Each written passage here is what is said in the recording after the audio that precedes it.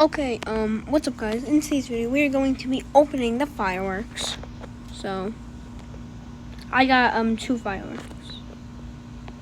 Wait, no, open later. Yeah. For this.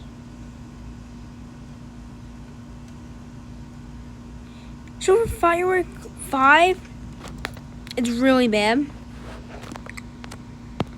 They only give you 1 player and 75,000 XP. So now we're going to open that tier 3 firework. Oh. Well. These fireworks suck.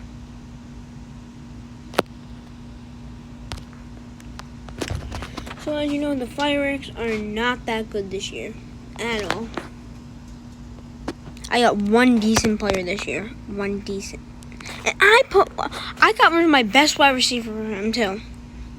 Yo, the fireworks suck. It's like what the hell? Anyway, hope you guys enjoyed today's video. Peace.